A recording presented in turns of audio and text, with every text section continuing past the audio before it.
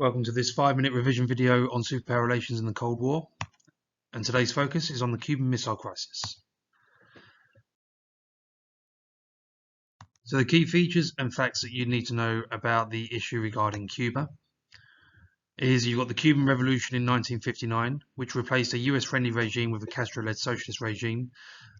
This therefore led to economic instability with the US as the socialist government nationalized all key industries that had American interest. As a result of this, the US attempted to remove Castro by training Cuban exiles to launch a counter-revolution. This was otherwise known as the Bay of Pigs, which ultimately failed. And this failed attempt led to Castro requesting defensive weaponry from Khrushchev and the USSR to defend themselves from any further potential US invasions. Therefore, intermediate-range ballistic missiles, otherwise known as IRBMs, were placed in Cuba that could target all American cities, as Cuba is geographically close to the USA, roughly 75 miles or 90 kilometers from the coastline of Florida. As a result of this, U-2 spy planes were taking reconnaissance missions, and they took a series of photographs that alerted the USA to missile bases on the island. And this therefore led to a 13-day period of high tensions, naval blockades, and reciprocal letters between the White House and the Kremlin to try to resolve the crisis. So in terms of the exam plan for this particular question, if this came up as a consequences question, then there's many consequences to this one. It'll be a nice, easy question for you to be able to write an answer to. So you got the establishment of the hotline, which was a direct communication between the White House and the Kremlin to prevent further delays in future conflicts, and led to a reduced reliance on written telegrams and created a direct verbal communication system. The other consequence is to do with the idea of leading to a number of treaties. Now you can just talk about one of these treaties or two of these treaties as both consequences. So the Test Ban Treaty is the one that prevented nuclear weapons being tested above ground in order to prevent an unnecessary rise in tensions. You have the Outer Space Treaty, which stops the superpowers from putting weapons of mass destruction in space. And you've got the Nuclear Non-Proliferation Treaty, which stops superpowers from putting nuclear weapons in countries outside of their military alliances, i.e. the Warsaw Pact and NATO.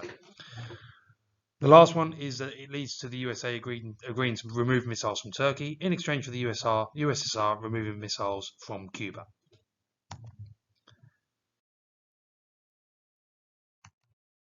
With regards to the narrative account, you have to be very, very careful with regards to the dates and read the question carefully. So what we're going to do is we're going to do a nice easy one with regards to writing a narrative account, analysing the key events in Cuba in the years 1959 to 63. So the first event you can talk about is the idea of the Cuban Revolution. That will be event A. So you can talk about the removal of Batista. You can talk about the nationalisation of US industries. The second event is that you can talk about the Bay of Pigs. You can talk about the idea of the Cuban exiles being trained by the USA and the CIA. And you can talk about the idea how that was a failure, and how Kennedy had to pay a significant sum in order for them to be released.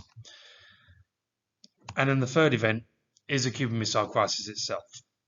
So you can talk about the idea of the 13-day period, you can talk about US spy planes, and you can talk about the naval blockade of Cuba over this period of time.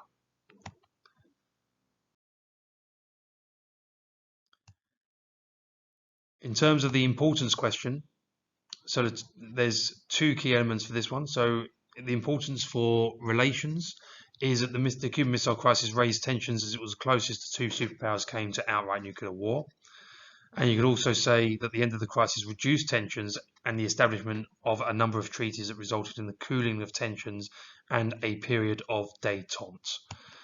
So for that you can discuss the range of treaties that were put forward with regards to the Limited Test Ban Treaty, the Outer Space Treaty, and the Nuclear Non-Proliferation Treaty.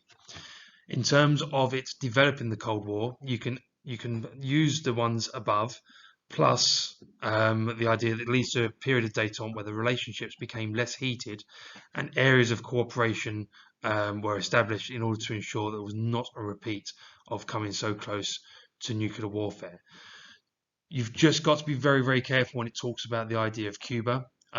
Make sure you understand the right event and make sure that you know the years on that. So it's 1959 for the Cuban Revolution. That's Castro taking over from Batista. And the Cuban Missile Crisis is in 1962, with the Bay of Pigs coming in between in 1961. That's the end of this 5-minute revision session.